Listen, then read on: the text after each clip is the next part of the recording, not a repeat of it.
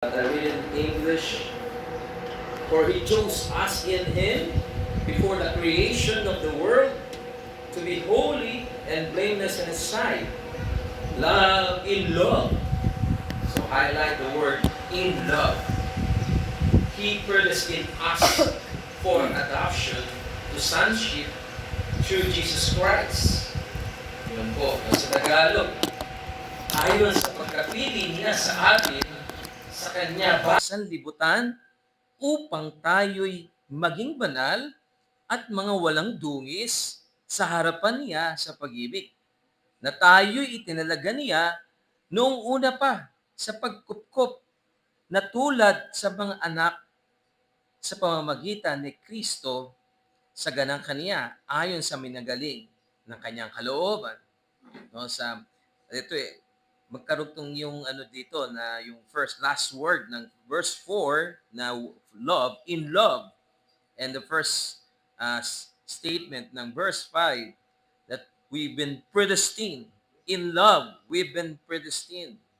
So yon, tandaan ko natin, napakalaking papel po nitong ating pag-uusapan about God's love sa Ebanghelyo, kung paano tayo iniligtas ng Panginoon at paano ito naging totoo sa ating mga buhay.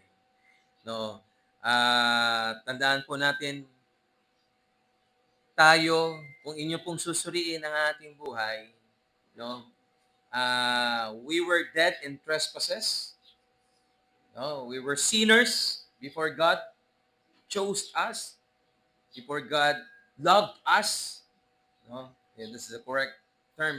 Ay talagang tayo po ay mga makasalanan bago tayo mahalin ng Diyos. And with that, no, nung tayo ay nakakilala sa Panginoon, patay tayo sa kasalanan nung una muna, and therefore, if we are dead in sins, wala tayong kamalayan sa ating kalagayang spiritual. No? We don't know the true God, who He is. Kasi nga, patay tayo sa ating relasyon sa Kanya. So how can you know God kung patay ka sa harapan niya?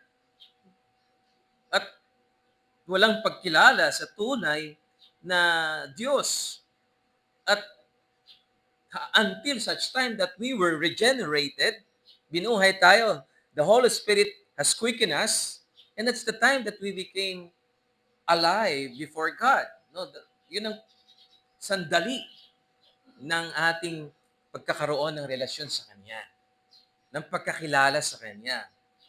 So, napakahalaga nito sa ating buhay pananampalataya that we should know paano tayo namulat sa pagkaunawa sa kaligtasan. Yan. And remember, kung inyong susuriin, marami naman sa atin dito ay hindi na mga bagong mananampalataya, para tayong nasa isang sinihan, sa isang um, kwento ng buhay, ng istorya, ng isang script, na nagising tayo doon sa kalagitnaan ng script, sa kalagitnaan ng movie, the story of our lives. Nagising tayo. So, have you realized that? Na, nga pala, ako, nakakilala ka na sa Diyos, nagkaroon ka na ng awareness, at bakit pa noon na hindi ko siya kilala? Bakit pa noon ay nasaan na ang kalagayan ko na hindi ako mananampalataya? And then we started to flashback, at doon marirealize natin na tayo pala, bago tayo nakakilala sa Panginoon, bago tayo umibig sa Panginoon, ay inibig niya na tayo noong una pa. No, kaya maliwanag ang sinasabi ng talata sa Epeso, according as He has chosen us in Him before the foundation of the world. Bago palalangin ang sanlibutan, bago pa itatag ang sanlibutan, na tayo'y pinili na niya upang that we should be holy and without blame before Him, sa harapan niya. Itinalaga na niya tayo. Pinili na niya tayo na maging banal at walang sala sa harapan niya. And how is that? Paano niya pinili tayo? Ano yung nasa likuran ng pagpili na to? Of course, we know yung doctrine of election, no? Na God elected us in eternity, no? Before things would happen in the future, He already elected us. Yan yon. He predestined us unto the adoption of children of Jesus Christ. So, nasa likuran noon, yung napakahalaga na salita, napakahalagang virtue. At ito ay ang pag-ibig. Ito ang pagmamahal ng Diyos sa atin. So, without that love, ay hindi po tayo pipiliin ng Diyos. Hindi tayo dadalhin ng Diyos sa pagkilala sa Kanya. Hindi tayo dadalhin ng Diyos sa kaligtasan. Kailan natin na-realize yun? Kailan natin iyon naintindihan? So, tandaan natin, wala tayong kamalayan sa harapan ng Diyos. Patay tayo sa kasalanan. Hindi natin naiintindihan ang buhay natin bilang mananampalataya. Pero dahil because of this Ephesians text or passages, we came to realize na yun pala ang nagtulak sa atin ay yung pag-ibig ng Panginoon. At ito, kanina ay alam kong nadaanan ni Pastor Rene, no? Na ang pag-ibig na dapat talagang ating maipamuhay, na hindi nawala sa atin. Hindi katulad ng mga mananampalataya sa Efeso na yung kanilang first love ay nawala. So, tayo naririyan yan. Meron pang natitira. So, kung naintindihan natin pangangaral kanina, yung mga remnants naririyan pa. And what the scripture wants with us, wake up. Sabi, wake up and hold on to which was given to you, and that is the gospel. Yun ang panghawakan natin. So, balikan natin. Bago palalangin ang lahat ng mga bagay, bago pa mangyari ang buhay natin sa kasaysayan, bago pa makakilala ka sa harapan ng Diyos, na kung ano kalagayan mo bilang isang makasalanan, ay inibig ka na ng Diyos. Ikaw ay minahal na ng Diyos. That impels us, no, to become children of God, to become the adopted children of God. So, dadaanan po natin yan. So, hindi po aksidente ang pagkakilala mo sa Diyos.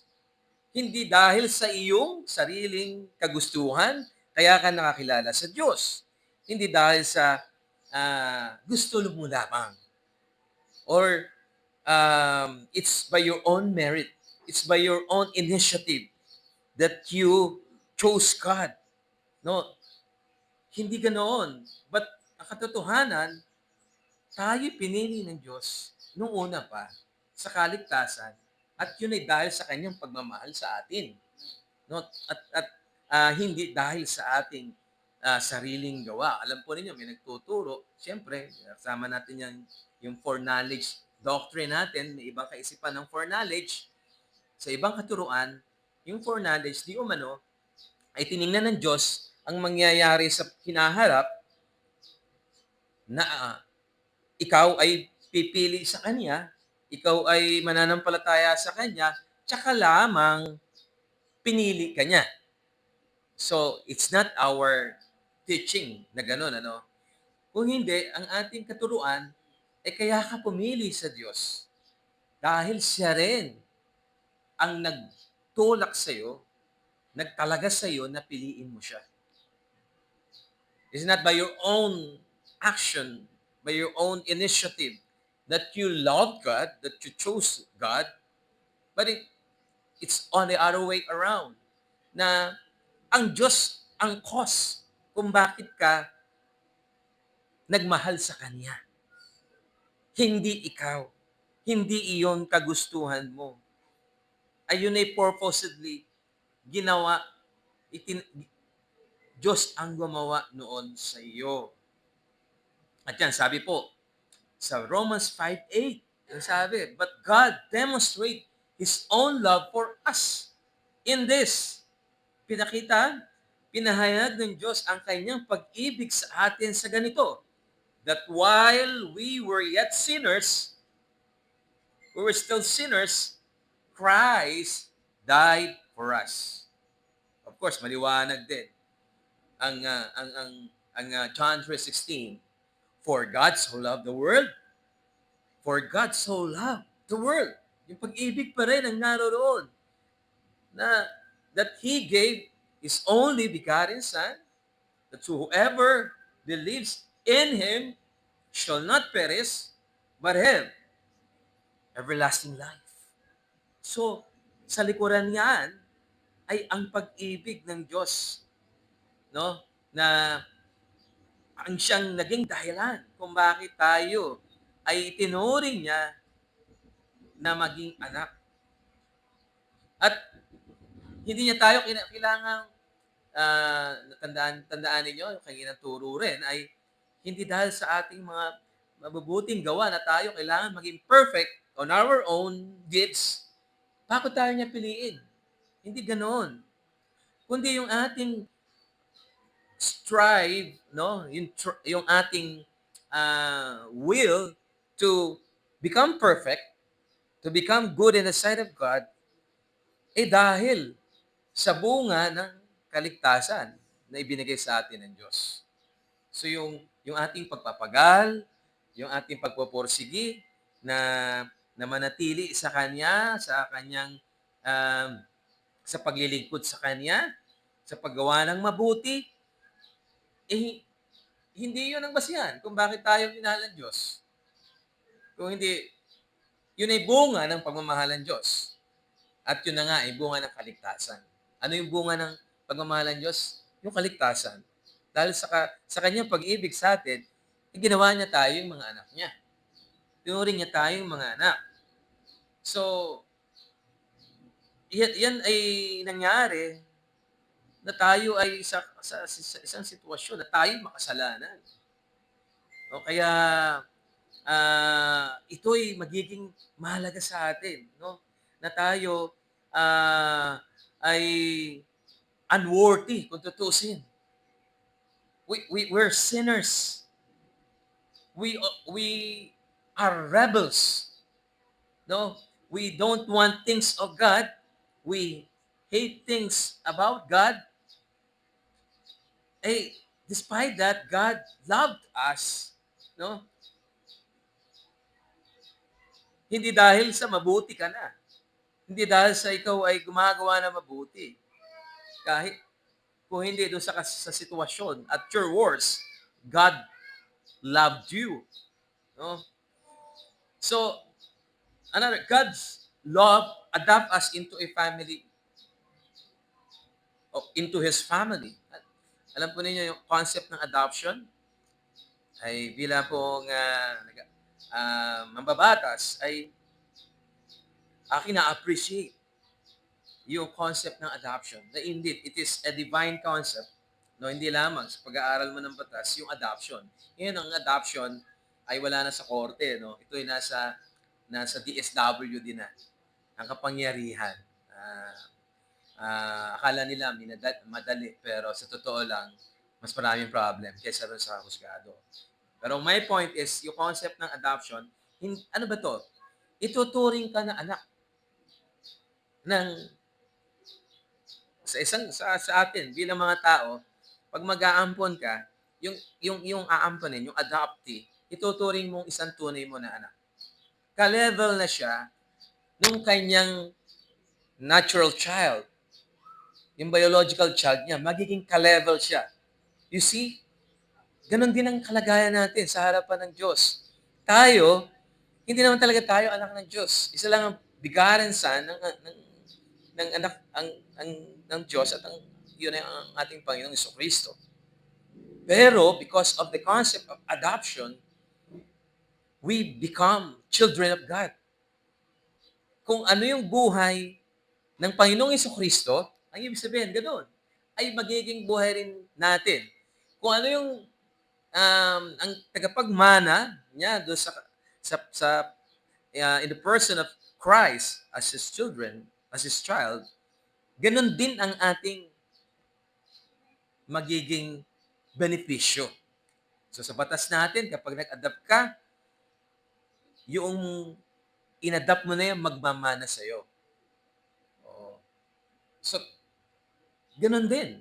You see, the concept ng ating batas is a divine concept na parehas ng epekto sa ating spiritual na kalagayan. So, kaya sabi diyan, di ba? Na tayo itinalagay noong una sa pagkupkop. Ito naman yon, having predestinated us unto the adoption of children of Jesus Christ. So, paano ba tayo magiging anak ng Diyos? Paano? And that is by adoption. At ito yun. Ginawa tayong anak ng Diyos by adoption. Mabuti ang Diyos.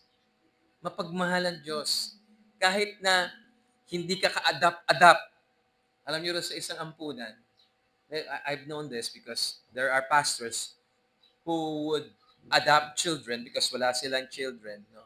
And then they will go to an orphanage and doon, mamimili ka ron ng iyong i-adopt.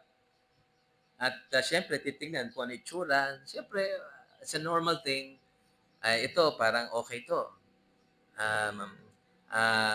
Hindi malikot. Tsaka hindi parang suwain, parang gano'n. So, they would sense, no, they would assess the child, the adoptee. Syempre, ikaw naman, ay bilang adopter, mamimili ka ng isang aampunin na maayos hangga't maaari. Pero ang Diyos, hindi siya namili. Kasi kung titingnan niya lang tayo, hindi niya tayo i-adapt. Katulad nung adopter sa mga orphanage, sa mukha niyo pa lang. Hindi ko to lalo na yung mga pinagpilian. May mga ganun po may mga ganun po situation na ang natira, tira-tira. Oo, siyempre, ang orphanage, hindi yan marami. So, yung mag-a-adapt, mamimili siya. Sa totoo lang, yung natira talagang makulit. Kasi at one point, hindi ko nasabihin kung sinong pastor yun. Nakasama namin yung inadapt eh. Ang kulit. Kasi, inaanoan ako, sabi, ikaw ang gusto ko maging daddy, gano'n, gano'n. Samantalang inadapt na siya nung pastor. Yayakapin ka. Ikaw ang daddy ko. Sa ingay, ang daldal ng bata. Oo. Pero inadapt yun ng pastor. Inadapt ng pastor, talagang nakapakabait ng pastor na yun. Ha? So kasi nga, yun ang tira siguro sa orphanage. Pero tayo mga kapatid, yung itsura mo na yan, inadapt ng Diyos. Kahit na hindi mo siya kamukha. Yung isa naman, di ba, inadapt, anak daw niya, ang layo sa mukha. Pero anak niya, pero binulong sa amin, hindi, adopted niya. Naintindihan namin. Oo. And that's how we appreciate yung concept ng adoption. We were adopted, legally adopted by God. No? At ang benepisyo na ating tatamasain ay katulad ng benepisyo na tinamasa ng ating Panginoong Yesus bilang anak ng Diyos. And we were so blessed that God adopted us despite our frailties, no, our imperfections, that we are not worthy to be adopted, and yet God adopted us. The same way that we are not lovable, no? Di ba? Maugali natin, may kanya-kanya tayo mga ugali na hindi mo talaga matitiis kung pwede lang palitan. No, palitan tayo ay papalitan. Ba, kung may anak ka, matigas ang ulo, pwedeng palitan. Papalitan mo rin eh. Kung may nanay ka naman, ikaw naman ang maano sa anak ka at ang nanay mo o parents mo pasaway, o pwede mong palitan ba yung nanay mo, ang parents mo? Hindi rin. Di ba? So, pero tayo ay tinanggap tayo ng Diyos. Kahit tayo ay makasalanan, kahit tayo ay napakasama, no? First John 3:1. Ito po ang sinasabi. See what great love that Father has lavished on us, that we should be called children of God. You see, first, basahin natin sa Tagalog, sa unang Juan 3:1, ito ang sinasabi, ma-appreciate natin ang salitaan ng Panginoon sa Tagalog, ay, masdan ninyo kung gaano pag-ibig ang ipinagkaloob sa atin ng Ama upang tayo'y mga tawag na mga anak ng Diyos. At tayo'y gayon nga. Dahil dito'y hindi tayo nakakakilala ng sanlibutan sapagkat siya'y hindi nakakakilala nito. So think about that.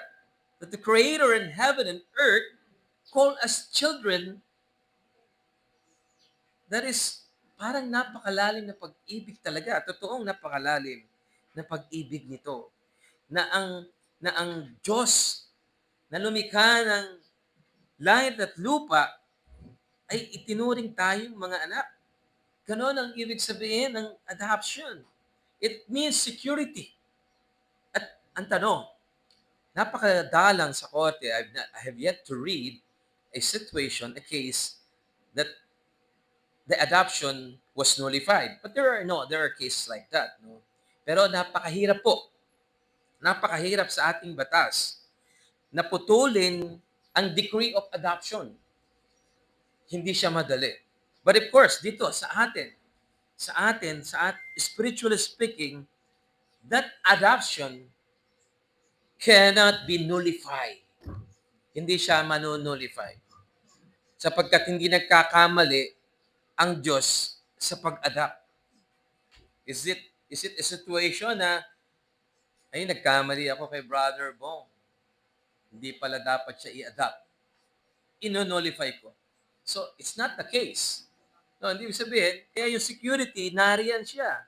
It means, yung ating pagiging anak at ang pagiging ama niya ay mananatili for eternity. At yun yung nagsimula, tandaan po natin, kaya nandyan yan, nagsimula yan sa eternity.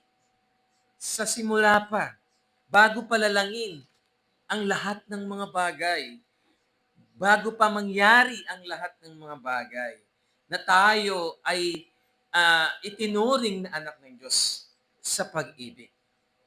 Sa pag-ibig. At kung di dahil sa pag-ibig, di talaga tayo matuturing na anak ng Diyos. No? Kaya this would give us the confidence, this would give us the encouragement that God really loved us. God really loves us. Yun. Mahal talaga tayo ng Diyos. Tandaan po natin, but of course, the world has different way of introducing God to the world. Iba. It's not the way we introduce God to the world. Sabihin natin, God is love, God is compassionate, so believe on Him. No, we don't see that sa Reformed faith natin. No? Ang atin talaga, because ito na ngang makasalanan pinamper mo pa ng God's love. That's not the way we share the gospel. But we share the gospel exposing your sin, that God is a God just and God punishes sins. That's why you repent. Not on the other way around, na kung paano pinapaliwanag, pinapahayag sa mundo kung sino ang Diyos. Kaya naaakit ang tao because sabi nila, God is love. God loves you. So, we can't blame them. Pero it's not the way God introduced Himself to the world. And not the way gospel is shared and preached. But the gospel is shared to expose your sins. Ang gospel ay pinapahayag para makita ang kasalanan niyo. Ang ginawa ninyong offense sa Diyos. And then, tsaka lamang, after you realize the gospel, you realize that you're a sinner, and you repented, tsaka mo maiintindihan. Pag pumasok ka na sa fold of God, pagka nakilala mo na ang Diyos, naintindihan mo na ang mga bagay patungkol sa Diyos, and then you realize, ito po yun. Ito yung situation natin. God loved us. God loves us. God has loved us. And God loved us from the beginning. Doon nakakita. Kaya pala tayo ay pinatawad ng Diyos. Kaya pala tayo ay tinawag ng Diyos sa kaligtasan dahil mahal niya tayo.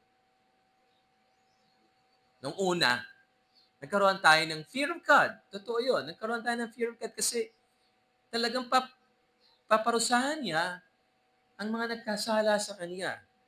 At kung di tayo hingi ng kapatawaran, ay tayo'y parurusahan ng Diyos. And thereafter, we realize, because of God, because of God's love, we were called to salvation. So yun, that's the way we share the gospel, no? At kaya ito, magbigay ito ng encouragement sa atin sa mga may broken relationships, mga nasirang relasyon, mga hindi nagtagumpay na pagsasama, no? Na narito pa rin ang pagmamahal ng Diyos sa atin despite the experiences, despite the having unfaithful spouse, unfaithful wife, unfaithful husband, uh, stubborn children, no? Mga relationships na hindi nag-prosper, yung mga anak na uh, walang maayos na magulang, no? Yung mga kabataan na nagkaroon ng mga masasakit na karanasan. Diyan natin ay ipapakita na mahal ng Diyos sila. Na nandiyan ang pag-ibig ng Diyos, no? At hindi sila pinababayaan ng Diyos. Nawalan tayo ng mahal sa buhay. Nawalan tayo ng isang pinakamamahal natin na kamag-anak, miyembro ng pamilya. We realize God's love. Pero siyempre, pag di mo nakilala ang Diyos, ang mga ito ay, that will expose their hearts, no? Yung mga experiences na yan, mga mapapait na karanasan, they were either love God or hate God. Lalo na yung mga reprobates, mga talagang hindi nakakilala sa Diyos. Kamumuhian nila ang Diyos. Bakit ko naranasan ito? Kung talagang may Diyos, hindi ako makakaranas ng ganito. Pero yung mga tao na talagang itinalaga niya sa kaligtasan, ay kanyang pupurihin pa rin ng Diyos despite the experiences. So that's the difference, no? Ng mga tao na mayroong pag-ibig ang Diyos na itinalaga sa kanila doon sa wala. So, itong pag-ibig na to ng Diyos, magbabago ng ating buhay. Tandaan natin. No, kaya, alam mo kaya hindi nagbabago yung mga nakakilala sa Diyos, na nag-profess lamang ng pananampalataya nila, and after a while, wala na sila. Walang pag-ibig doon sa kanilang buhay. Walang pagmamahal. Tandaan natin, we were chosen to be holy and blameless in His sight, so nagbabago. Nagbabago dapat itong buhay natin because yung pag-ibig ng Diyos sa atin. Hindi tayo minahal ng Diyos kung manatili tayong makasalanan at makasalanan hanggang huli. Kundi hinuhubog niya tayo sa kabanalan. At ang maliwanag ang Romans chapter 8 dyan, for us to be conformed to the image of Christ. Yun ang ating buhay, magiging buhay. So it's about holiness. Hindi yung panlabas na holiness katulad ng ating napakinggan kanina. Na parang sa itsura mo, your seems napaka-amo ng mukha mo, napakabait mong tingnan, no? Pero sa loob, ikaw ay empty. So dead within. Yun ang paliwanag kanina. So that's it's a legalist holiness. legalistic holiness. Hindi po yun ang sinasabi rito. Kung hindi, talagang yung tama no na pagtugon sa pagmamahalan Diyos ay dinadala talaga tayo nito sa kabanalan. Yung mga tao, yung magtatiyaga ba kayo rito sa ating lugar dito? You have to go through the um, talagang kaloob-looban ng skirt ng isang lugar, and here we are, meron tayo rito na luma na structure, nandito tayo mainit na ah, lugar, pero nandito tayo. Nandito tayo. Andiyan kayo. Nagtitiis kayo. Because yun talaga naroon yung tunay na pagtugon sa Diyos. At nariyan yan, nagkakaroon ka ng desire to seek the Word of God. At yun ay patunay na talagang tayo ay mahal ng Diyos. At yun naman ay patunay din na tumutugon ka sa pagmamahal ng Diyos. Naiintindihan natin ang pagmamahal ng Diyos. Paano yun? Ipapatawad ka ba sa mga nagkasala sa iyo? O natitiis mo sila? Yung parang konting butas lang nung kapatid mo sa pananampalataya, you'll take advantage of the weakness ng kapatid mo. And then, you pin him down, pin her down. So, instead na patawarin siya, so, pakita natin yon sa mga kapatid natin. Have we learned to forgive? So, pakita natin yung pag-ibig natin sa pagpapatawad sa ating kapwa. Tayo ba'y nagiging patient? Parang umainisin ka. Konting salita lamang napipikon ka. Balat sibuyas ka ba? Parang si Marcoleta? Ganon? Madali kang mapikon, mainis? Di ba? So, where is love? Di ba? Kailangan makita sa atin ito. Kailangan tumugon tayo sa pagmamahal ng Diyos sa pagtugon din sa ganitong kaparaanan. No? Ay, yan po ang humihina sa totoo lang ay marami sa mga iglesia at sa aking pag-observe ay talagang dito nawawala yung pag-ibig. Magaling tayo sa maraming bagay. Magaling tayo sa pagtuturo. Magaling tayo sa doktrina. Magaling tayo sa mga technicality. Magaling tayo sa kumbaga legalism. Kung ano yung mga specifics sa buhay pananampalataya, alam natin yan, pero walang love. Walang love. Tama ka naman, kung tutuusin, di ba? You can check that sinning person. Pwede mo siyang sitahin, tama ka. Nasinita mo siya, nagkamali siya. And you're correct, nagkamali siya. You have the basis para sabihin niyo. Pero anong kulang? Love. Hindi mo ginawa yun. Galatians 6:1. Hindi mo siya pinakitaan ng care, ng pagmamahal. Pero tama siya, nagkamali siya, no? Yun ang kulang sa atin. Pakita natin kung ano yung ginawa ng Diyos sa atin. Kung ano yung binigay ng Diyos sa atin na pag-ibig, ganun din dapat ang ipakita natin sa ating kapwa. Love your family. Nasa church ka lagi. Yun nga sinasabi ng message din kanina. No? Everything, lahat. Nandiyan dyan, lahat. Check, check, check. Pero, deep within, wala. Walang pagmamahal sa pamilya. Madali kang magalit pag family mo na ang pag-uusapan. Walang pagmamahal sa kaibigan. So, sa kapwa, wala yan. So, kailangan yung ating mga salita, ang ating mga actions, ang ating ugali, nagre-reflect ng pag-ibig ng Diyos. Ito yung totoo talaga yung revelation. Una natin natutunan ng pag-ibig ng Diyos. Tinuro nga sa atin yan sa Armenian way of preaching the gospel. God loves you.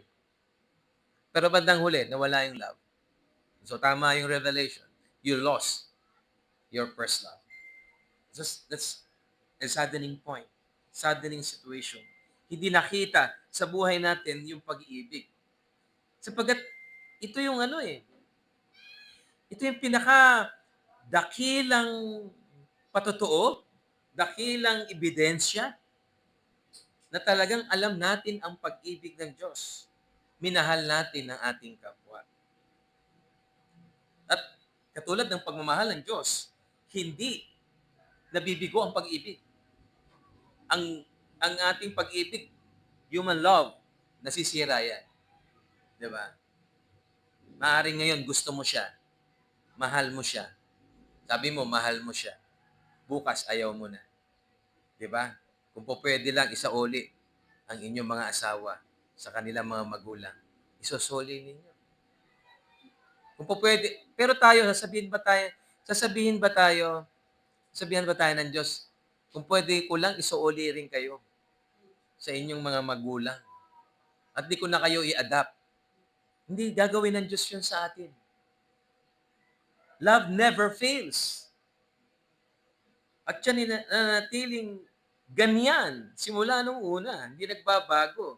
At malinaw ang sinasabi ng Romans 8:30 to 39, neither death, maging kamatayan, nor life, buhay, nor anything else in all creation will be able to separate us from the love of God that is in Christ Jesus our Lord. So, tayo, yung pag-ibig natin, conditional. Di ba? Kapag hindi ka binibigyan ng pera, hindi mo na siya mahal. Pag di ka nakakatanggap ng benepisyo, hindi mo na siya mahal. Di ba? Pero hindi ganoon ang Diyos. Hindi ganoon siya, hindi nagbabago ang kanyang pag-ibig. Kapag di kanya nililibre, sa kanilibre?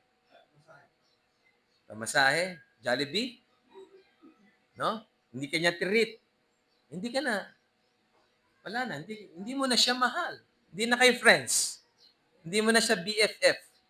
Kapag hindi ka na niya pini-PM, tinetext, gini-greet kapag ka birthday, hindi mo na siya love. Di ba? Pero ganun ba ang Diyos sa atin? Kapag ka ikaw ba'y hindi na umaten ng Sunday service, hindi ka na ba mahal ng Diyos? Tanungin niyo sarili niyo. Kapag ikaw ba ay nawala na sa fold of God doon sa church, hindi ka na ba mahal ng Diyos? Kapag umayaw ka sa Diyos, hindi ka na ba niya mahal? Hindi eh. May prodigal son tayo. Di ba?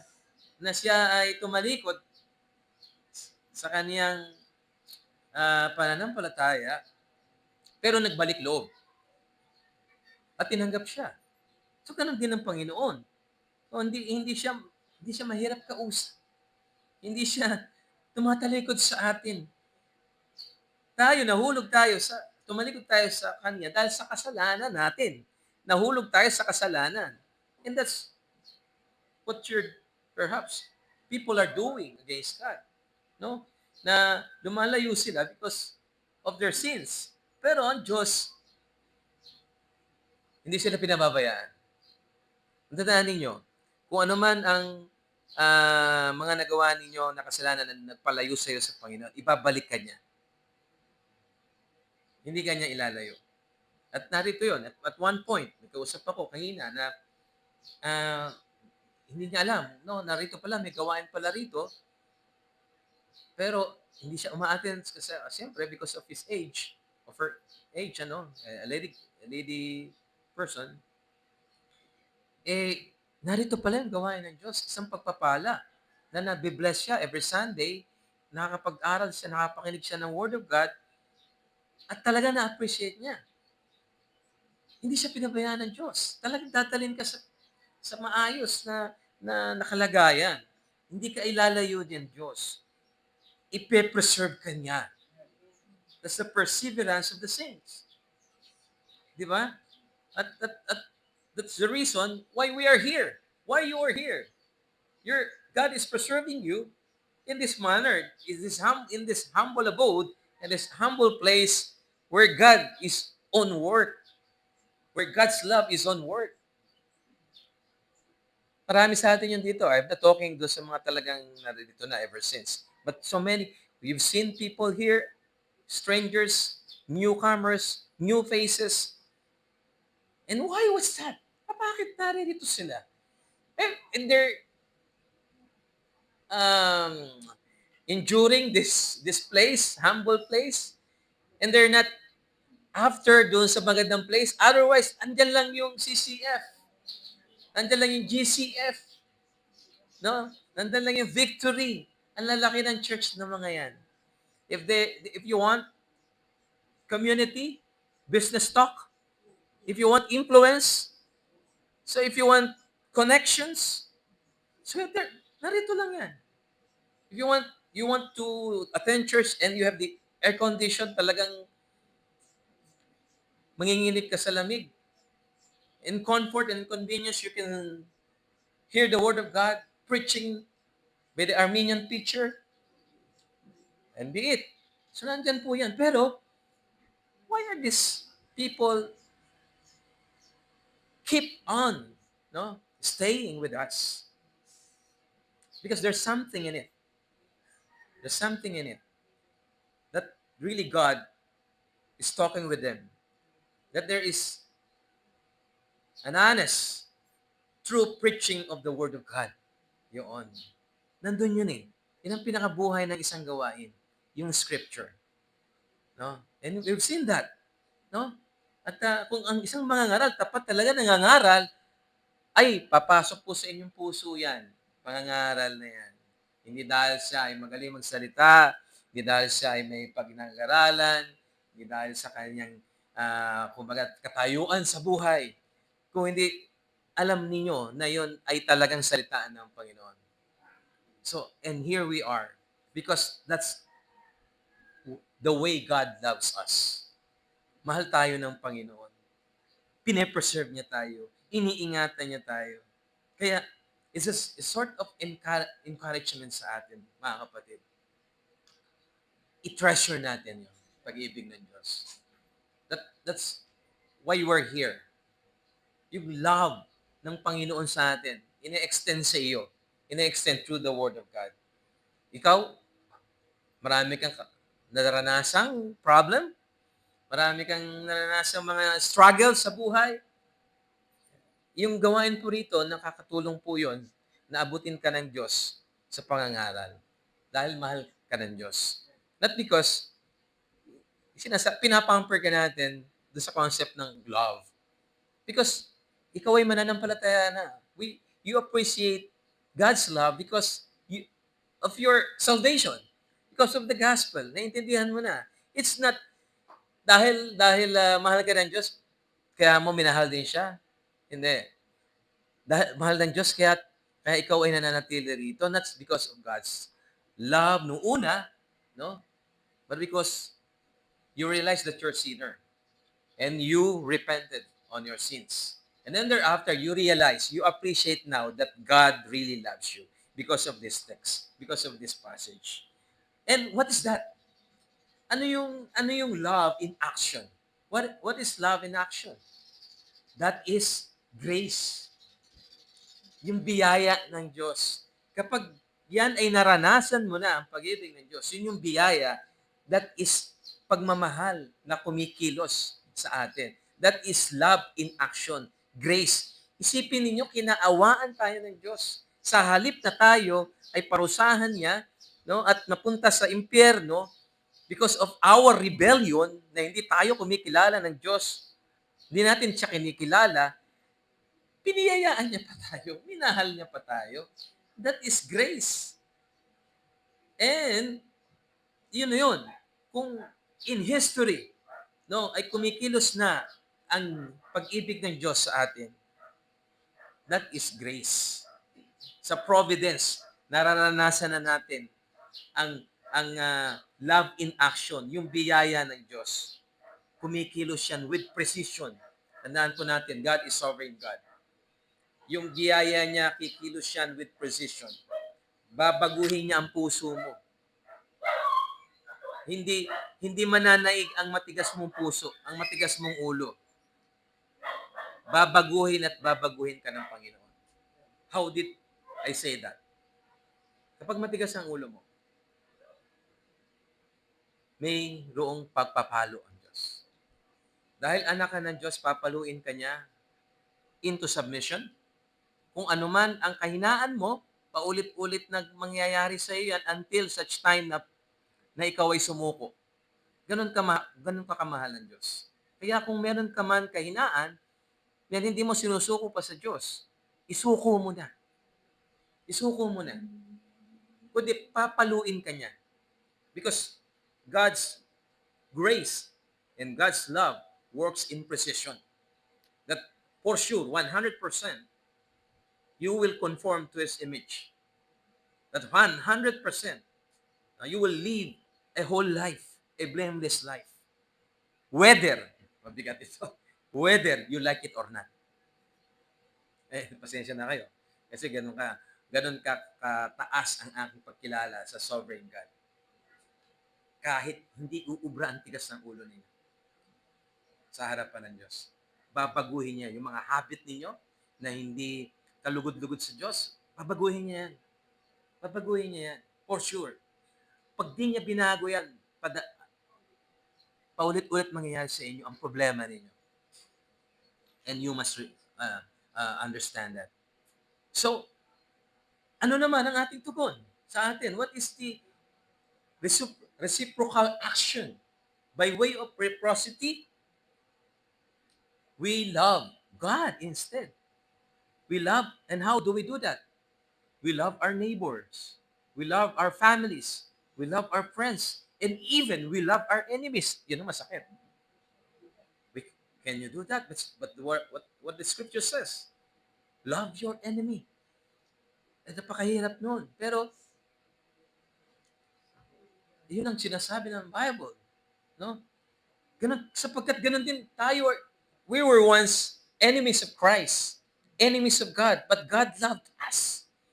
And what He did when God loved us, sabi niya sa isang kanta, matatapos na ako.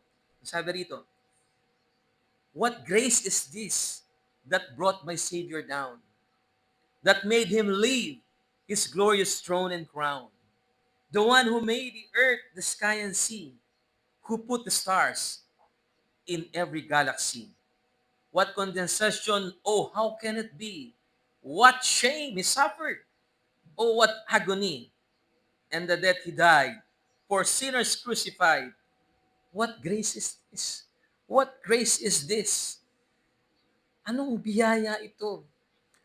Na ang Diyos ay naroon sa kalangitan na nasa kanyang trono, ay bumaba sa kanyang pamamahala at dumaan sa pinakamahirap na kamatayan na naitala sa kasaysayan para sa ating kaligtasan.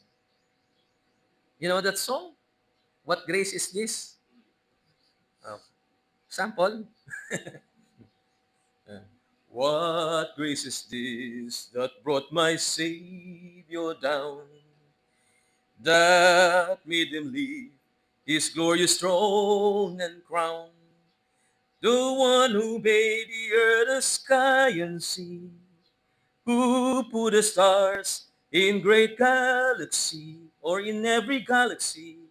What condensation, oh how can it be? What shame He suffered, oh what agony. And then the day He died, for sinners crucified. What grace is this? What grace is this? So, diba? Anong biyaya yon? Bakit kailangan bumabasa sa kanyang trono? Dahil yun sa pag-ibig sa atin, mga kapatid. Yun ang ating i-appreciate. And remember, it is love that binds us, not theology. No amount of theology can supplant the value of love.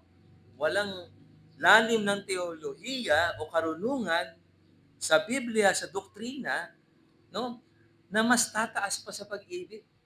Walang saysay ang teolohiya at anumang mga bagay at aral kung wala ang pag-ibig.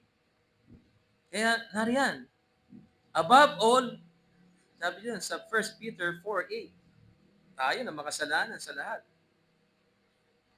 Pero pinatawad tayo ng Panginoon sapagkat above all, love each other deeply, sabi, because love covers all multitudes of sins.